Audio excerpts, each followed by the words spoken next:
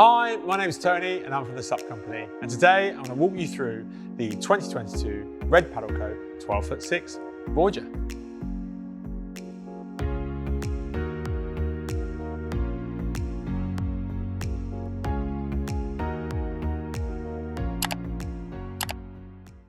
So here we are, the Red Paddle Co 2022 12'6 Voyager. And well, I say 2022. This board, pretty much now on the same board as we had in 2021 from Red Paddle Co. Couple of slight refinements, but nothing really huge, just really, really nice improvements from Red Paddle Co. Where the big changes are actually aren't the board, they're actually in the bag and the paddle. Red Paddle Co's 2022 Transformer bag is, wow, the bag was excellent in the first place, but the new bag and just the versatility that that bag offers is exceptional and really transforms the overall experience of owning a inflatable paddleboard and a Red Paddle Co board. But it's that good a bag that we've actually got a separate video on that, so do click on up here to have a look. This board though itself, well, do you know what? It's been a long mainstay in the Red Paddle Co lineup. This year in 2022, there are 3 Red Paddle Co Voyagers, so we're gonna have a comparison video on that, so be sure to check that on out. But this board itself, it is huge. It works for, I would say, families, bigger paddlers without a shadow of a doubt. It is a hugely capable board, exceptionally stable, and it's really its volume and its load carrying capacity that sets it apart from a lot of other boards out there on the market. But it's its stability that is really key to this board's success. But look, let's run you through from the nose down to the tail as we do in all of our videos here at the Sup Company. And the nose on this board as a touring shape, well, it fills out exceptionally quickly to the point that, well, it almost doesn't have a point at the nose. It is rounded and it's that width that comes in very, very quickly. And that means one thing, stability. This board, as I say, is exceptionally stable. Very feature rich on the nose. So as we see in the rest of the Red Paddle Co lineup, a really nice, comfortable, plastic-free carry handle with a nice touch with the Red Paddle Co embroidery, which really alludes to the overall quality of Red Paddle Co products as well.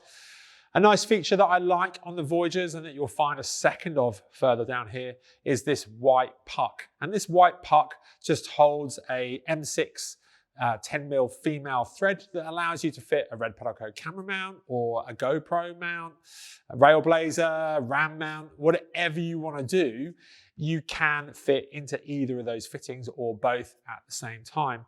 The nice thing is with that fitting at M6 and say for example the likes of Railblazer or RAM as aftermarket fittings is you're not just restricted to an action sports camera in either of those points. You've got fishing rod holders, gun mounts, dare I say it, whatever else it may be, you've got a huge, huge array of options with which you can fit there.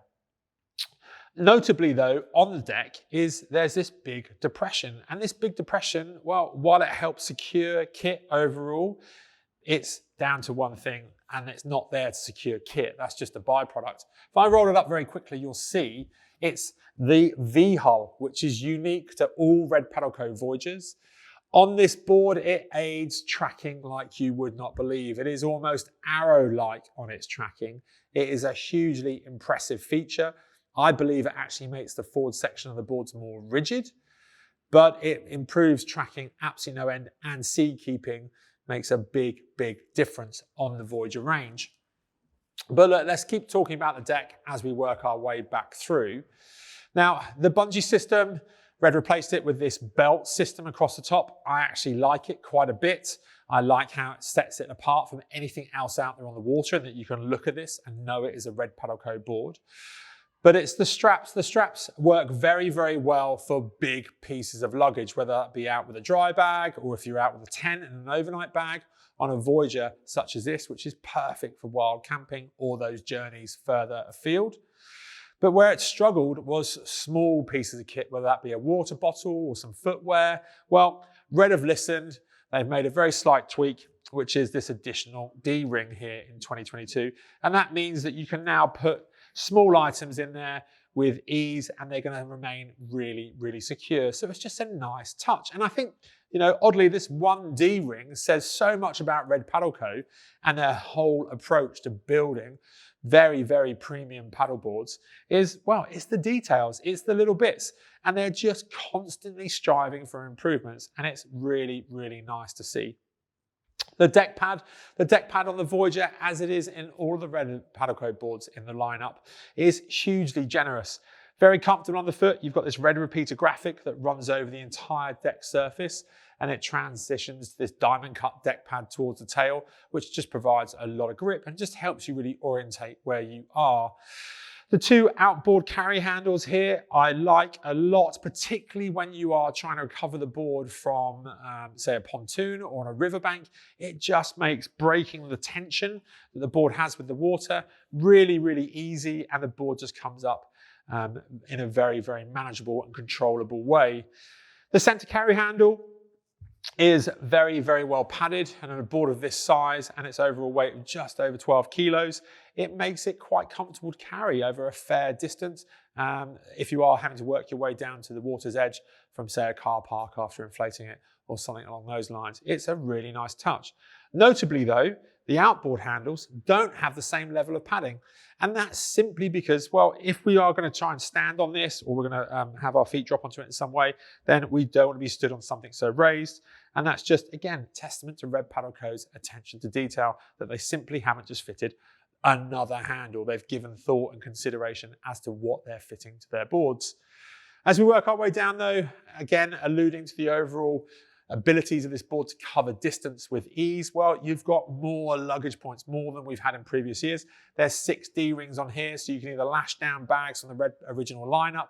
They have a great range of waterproof bags and cool bags that will fit into these D-rings really, really easily. But you can also run bungees between them and so on as well if you've got smaller items, like be tents, sleeping bags and dry bags and so on, that you're trying to secure on the tail. Another carry handle on the back there, just helping us lift the board in and out of the water if needs be from the tail. And it also integrates the leash D-ring as well, so we're going to remain secure. And then finally, we've got the valve.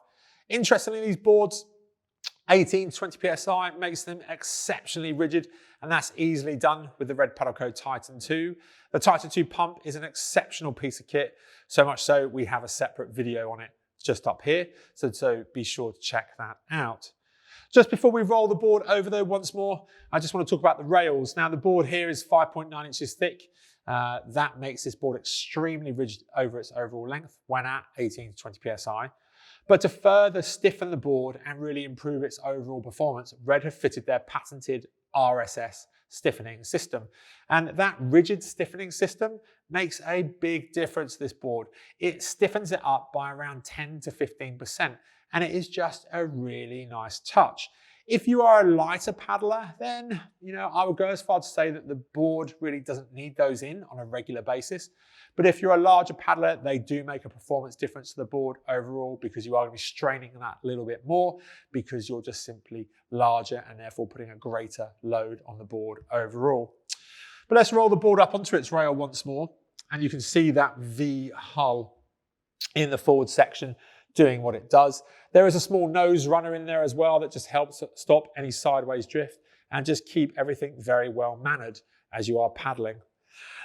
The width fills out very quickly, as I said earlier on. You can see that now, and it comes here and it maxes out in the main standing area. It tapers a little, but not hugely and not too quickly as you work your way towards the tail, and that just means that it's exceptionally stable.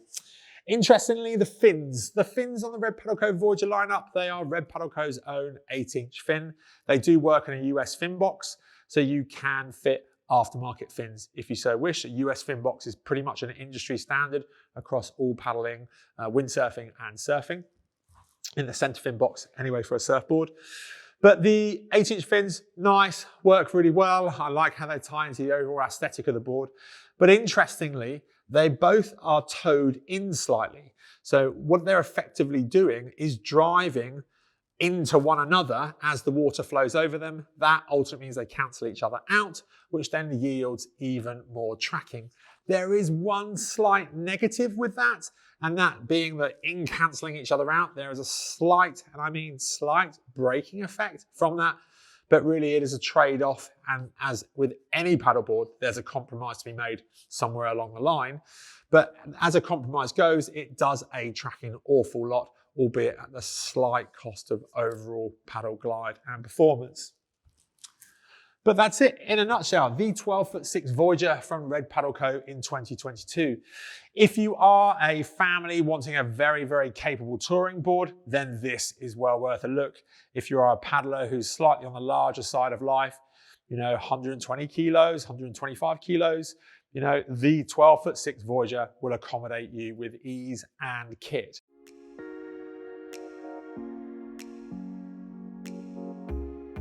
Thanks for watching our video. If you've got any questions about what you've seen, why not give us a call in the shop or head over to thesupco.com. If you want to check out our next video, well, take a look up here. But to subscribe and get notifications on all of our new content, well, click the button up here.